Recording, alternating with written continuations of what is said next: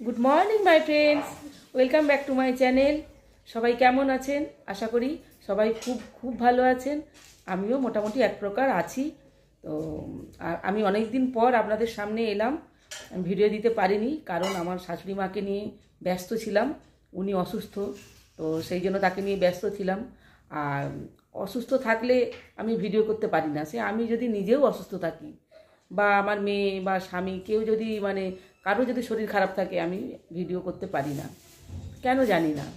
তো যাই হোক, আমি এখন এই যে সকালবেলা একদম চা নিয়ে আপনাদের সামনে চলে এসেছি। অবশ্যই লিকার চা। তো চাটা খেয়ে নিই, চা খেয়ে নিয়ে তারপর আসছি আবার আপনাদের সামনে। আমি এখন চায়ের কাপ নিয়ে হাতে চলে এসেছি ব্যালকনিতে। এই যে চায়ের কাপ নিয়ে হাতে চলে এসেছি ব্যালকনিতে। আর দেখুন কি সুন্দর রৌদ্র করজ্জ্বল ওয়েদার। তো এইবারেই তো আসছে একদম ফাটানো রোদ।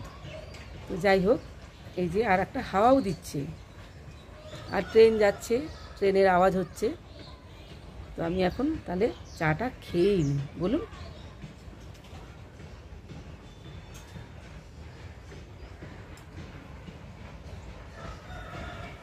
স্নান টান করে ঠাকুর পুজো করে এখন বসেছি, একটু ব্রেকফাস্ট খাবো।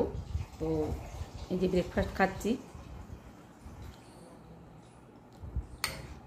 Healthy breakfast. তো দেখাচ্ছি, দাঁড়ান। এই যে ওটস নিয়েছি, কলা, খেজুর, কিশমিশ দিয়ে ওটস। এটা খেয়ে নিই, খেয়ে নিয়ে তারপরে আবার আসছি আপনাদের সামনে। ব্রেকফাস্ট খেয়ে আমি রান্নাঘরে চলে এসেছি। আর রান্নাঘরে এসেছি মানে তো একটা নিশ্চয়ই কিছু আপনাদের সঙ্গে শেয়ার করব।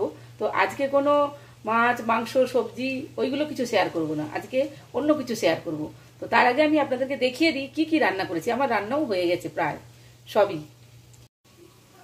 আজকে আমি রান্না করেছি উচ্ছে রাঙা আলু ভাজা, আর এই যে চালের গুঁড়ো দিয়ে সেই অথেন্টিক পদ্ধতিতে বেগুন ভাজা, আর এইখানে হচ্ছে এই যে কাঁচকলা আলু পোস্ত, আর এই যে হচ্ছে ডিম ভাপা।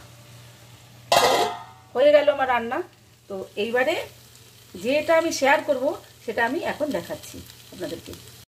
দেখুন, আমরা তো মাছ, মাংস, তাহলে বিভিন্ন রকম সবজি নানান রকমভাবে ট্রাই করি, কিন্তু ভাতটা একই রকমভাবেই বানাই ম্যাক্সিমাম। এবারে হয়তো ফ্রাইড রাইস, বিরিয়ানি সেগুলো আলাদা, বা পি রাইস সেগুলো আলাদা, কিন্তু ভাতটা তো করে নিয়ে এমনিভাবে বানিয়ে নিয়ে মাছ, মাংস, তরি তরকারি দিয়ে খাই। কিন্তু ভাতটাকে যদি একটু অন্যরকমভাবে বানাই তাহলে কেমন হয়? ভালো হয়, তাই না?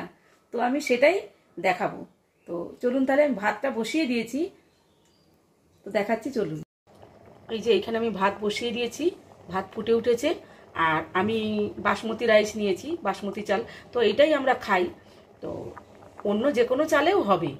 আর এই ভাতটা শুধুই আলু মাখা দিয়ে খাওয়া হয়ে যাবে, এত কিছু তরকারি লাগবে না।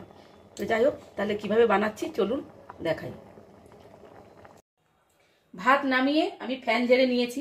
এইবারে দেখুন কি করি, ভাতের স্বাদ আর সুগন্ধ বজায় রাখার জন্য এই দেখুন ভাতটাই দেখুন, এটা বাসমতি রাইস, এই যে একটু দেখাও দিয়ে।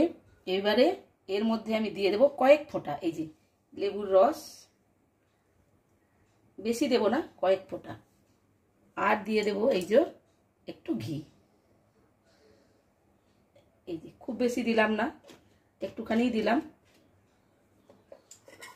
এবারে দিয়ে এটাকে একটু এরকম ন্যাকড়া দিয়ে ধরে ঝাঁকিয়ে নেব। এইবারে কিছুক্ষণ থাকবে, তারপরে খাবো। যা যা রান্না করেছি সব তো দেখালাম, আর ভাতের রেসিপিটা আমি আপনাদের সঙ্গে শেয়ার করলাম। কেমন লাগলো অবশ্যই কমেন্ট করে জানাবেন। আর যারা নতুন তারা আমার চ্যানেলটিকে সাবস্ক্রাইব করে আমার পাশে থাকবেন। আর যারা আমার চ্যানেলটিকে সাবস্ক্রাইব করেছেন তাদেরকে তো অসংখ্য ধন্যবাদ, এবং বুক ভরা আমার তরফ থেকে অনেক ভালোবাসা। আর আরেকবার দেখিয়ে দাও, এই যে ভাত, আমার স্বাদ ও সুগন্ধে ভরা ভাত। আর এইখানে তো অথেন্টিক বেগুন ভাজা, আর উচ্ছে রাঙালু ভাজা, এখানে কাঁচকলা আলু পোস্ত, এখানে হচ্ছে গিয়ে ডিম ভাপা। তাহলে আজকের মতো ভিডিওটা এখানেই রাখছি। সবাই ভালো থাকবেন, সুস্থ থাকবেন। দেখা হচ্ছে আবার এইরকম অন্য কোনো একটা নতুন ভিডিওকে সঙ্গে নিয়ে। আজকের মতো টাটা।